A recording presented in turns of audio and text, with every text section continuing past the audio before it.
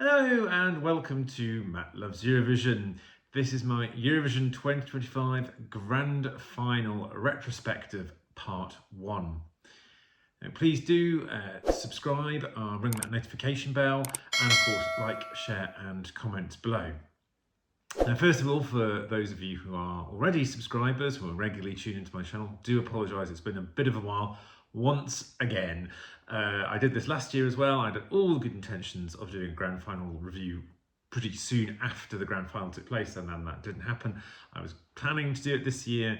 However, I was down in London for Eurovision, for the Eurovision final weekend, and so I wasn't able to do recordings then.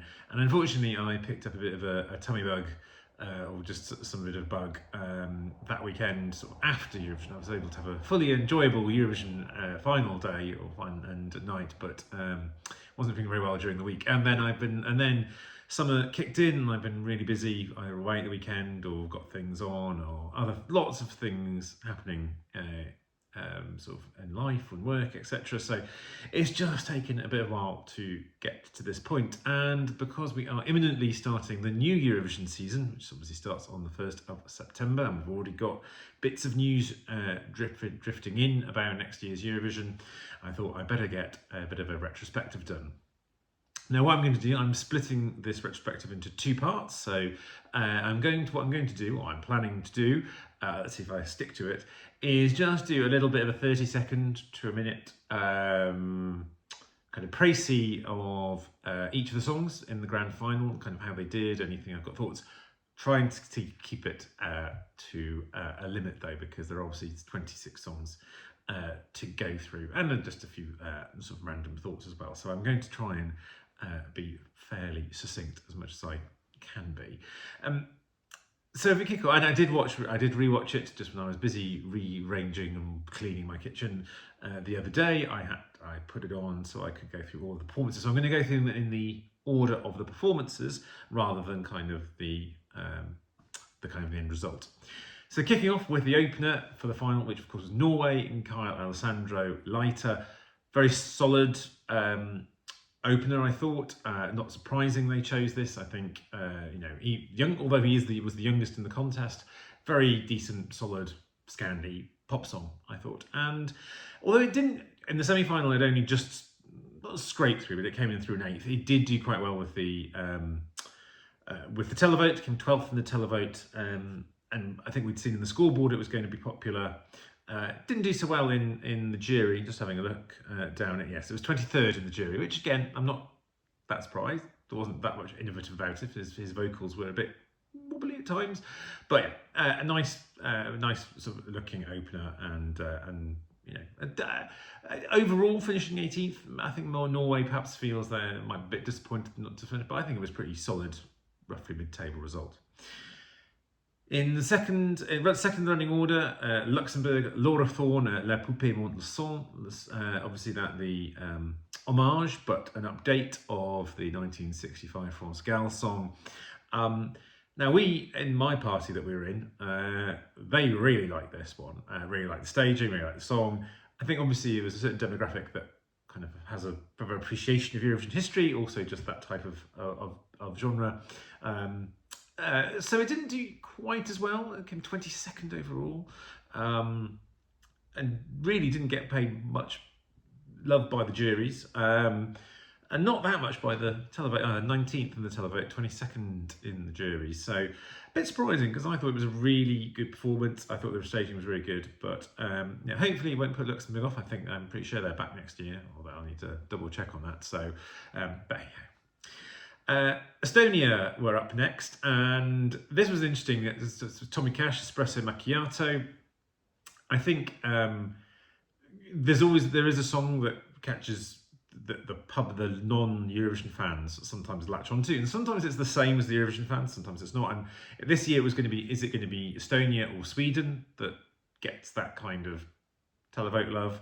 And this year it was, and in fact, what they call the locals, but the non-Eurovision fans did plump for Estonia. And I kind of thought there was an inkling that this was going to happen, because I'd had a few people say to me, "Oh, have you heard that Italian Espresso Macchiato song?" And it was played a lot randomly in all sorts of places. So that was the one that kind of broke out. Not surprising, Tommy Cash is a very known artist, a well-known artist, and very inventive.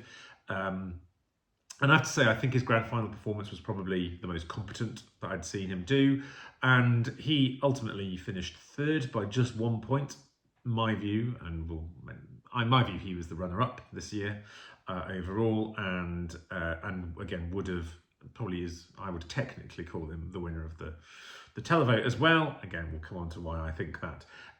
So although he wasn't always popular in the fandom, I think he came good in the end, and obviously really chimed with the Saturday night non-Eurovision fans. That's who they went with. And didn't do badly in the jury either, top 10 in the jury. Fourth was Israel. Yuval Raphael, New Day Will Rise. I think a lot of the things that I said and thought about this before the show and before the contest came to pass. A very mediocre pop ballad, I think. Well sung and expensively, of course, staged. But no way that was a televote winner in any other circumstance. And I think, although I'm not in the business of saying that there was a rigging going on, I think there was a very cynical and obvious manipulation of, or using the flaws of the way the voting system works in terms of that 20 votes per person ability, that way you can, if you're organised enough, you can certainly rally big votes in that way, and that's where that delegation and the backing they had was able to do that. I do not think that was really a genuine massive televote score come from that side of things. So I'm not going to get into any other details about kind of what happens next year. I do think my personal view is if Israel is to remain in the contest, the broadcaster really has to be very, very broken up from the government. I know that's the case with all the broadcasters. They are public, they are independent broadcasters, but there's too much connection with the propaganda of the government in terms of what's going on at the moment. And there's no need to talk about some of the horrendous stuff that's happening right at this moment. So anyway, moving on to Lithuania, it was number 5. Katarsis Tavo Akis. Actually, this is Lithuania's third. This is Lithuania's worst result in the last 3 years. Still 16th place, so not bad. Quite a unusual genre. Obviously, you've got a decent Lithuanian diaspora vote. They're 13th in the televote, down 20th in the jury vote, 16th overall. Then we come to the first of the big 5, Spain, who was 6th in the running order. Melody Esa Diva, huge fan favourite, well, amongst a certain group of fans. And I think herein lies the issue with this. And I think it's been said about, again, more than just me said that I think J.K. Bello, sending a male pop artist, would have worked better, I think, and that was a more cutting edge and interesting song. However, Melody obviously performed the hell out of it and all the bells and whistles, but in the end, it still finished in the bottom 5. The particular head of delegation that Spain have got, or had last year, has managed to finish in the bottom 5 every year that person's been in charge of the delegation. 21st in the jury and 22nd in the televote, so bottom 5 in both of those. So not surprising, it finished 24th. A possible change of direction with Spain coming next year. I think the head of delegation is changing. We'll see. Ukraine were up next. Zifferblatt and Bird of Prey. One of my favourite songs. I really thought it was a beautiful song. A lot of Fusion fans poo-pooed it. Obviously, just not their genre. Given the amount of budget they have and all the issues I still think they put on a really good show. And they came top 10 once again, finishing 9th.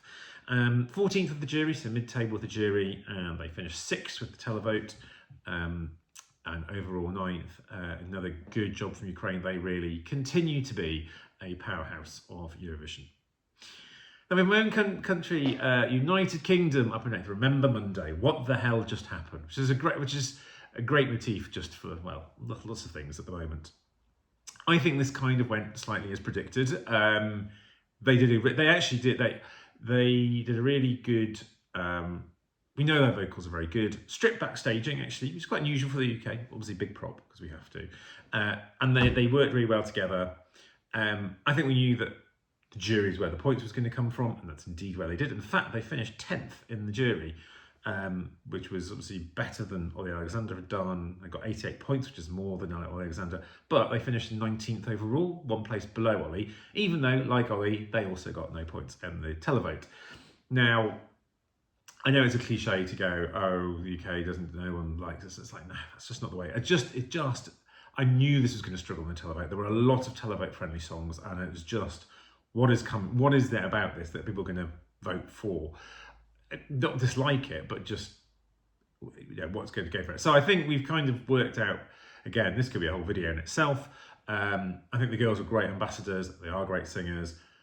Maybe they have other songs that could be more public friendly, but they racked in the jury points. It's just I think the UK delegation needs to think, how do we move on from that?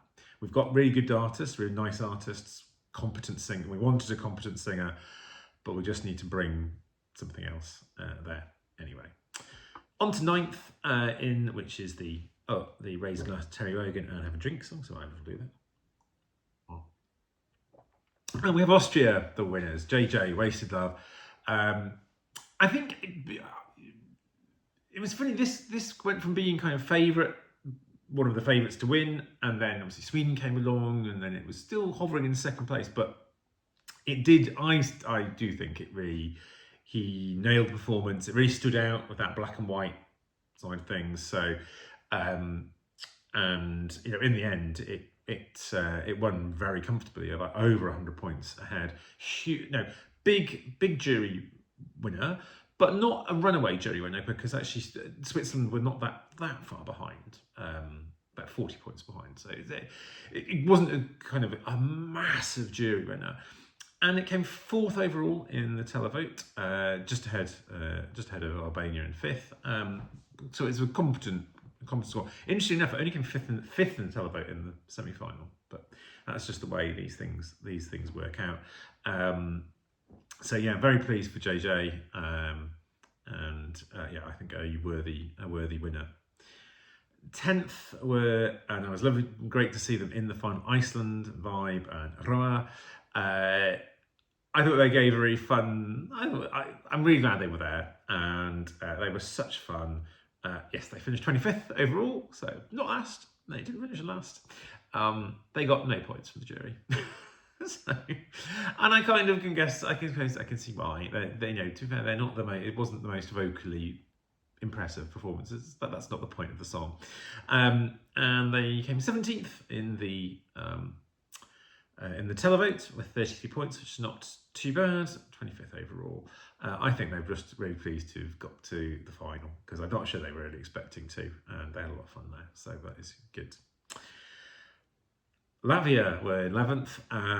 Tautamaitas por my Laimi. Now, you'll know if you watch any of my videos, I really like this one, really like this one, and was desperate for it to go through. I was really worried it was not going to go through. In the end, it did, and as it turns out, it came 2nd to Israel, so it's my first, in its semi-final. Maybe that was partly because a lot of Euro fans were like, this must get through, or maybe lots of people really genuinely liked it. Now, in the final overall, they finished 13th overall, which is a mid-table, but it was pretty good going. They actually came top 10 in the jury, 7th in the jury.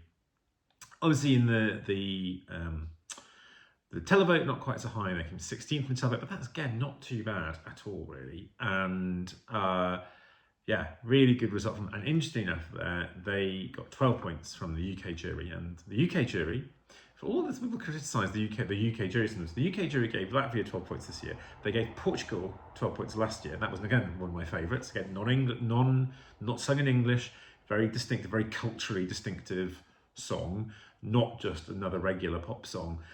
So it's interesting, the UK jury genuinely rewards some of those quite inventive things and very true to that country's culture, etc. Maybe we could just apply that to the UK entries a bit more as well. So yeah, it's very pleased to have Latvia there, and all in Latvian as well. Again, that was another key moment. In 12th, we have the Netherlands, another one of the pre-show favourites, Claude C'est la Vie, one of the pre-show favourites, one of my favourites as well. I think perhaps a little bit of a disappointing result, I think, for the Netherlands, given it was in the kind of group to win. It finished 5th in the jury, so not bad, 133 points there, but quite well down in the televote, 15th in the televote. And I don't know, I really enjoyed this, and I know a lot of people enjoyed this, but maybe I don't know, maybe it just didn't chime quite as much. Maybe there's that intrinsic racism that we know exists across many parts of Europe, unfortunately, as well. So I don't know. I mean, to be honest, if we were the UK, we'd be very happy with the 12th place, overall 12th place. But I know that was probably a bit of a disappointment for the Dutch delegation, for Claude, given he's quite a big star in the Netherlands as well. But I thought it was still a great song, and I know he'd had some a bit ropey performances in his rehearsals, but I thought he worked perfectly fine in the live shows. And to bring up this half, we have obviously what was my favourite of the season, which was Finland, Erika Wickman, and Ich komme. Spectacular. The performance was not that different from the Finnish national final, but still an awful lot of fun. It was an 11th overall. So this was again, a lot of countries would absolutely kill to finish 11th in the grand final, but I think it was probably a bit of a disappointment to Erika. Because she was one of the favourites to win, and was one of the possible for challenging Sweden and Austria, and in the end that wasn't the case. Not necessarily because of, she finished 11th or joined 10th in the jury, so it was probably too far back to really get there, even with a huge public score. But you would have thought could have pushed into the top 5. In the end, she did finish top 10 in the televote, but only in 9th place. So just not enough to push her that far up the table. So a little bit of disappointment, but that is an iconic performance, an iconic song. I still love it, and will love it for many, many years to come, I am sure. So yes, I think I've spoken slightly more than 30 seconds per song there, as I knew I would, which is why I've decided to split this video up. So we'll be back with the next video, which will take in songs 14 to 26. So please do join me again soon, and take care for now. Take care.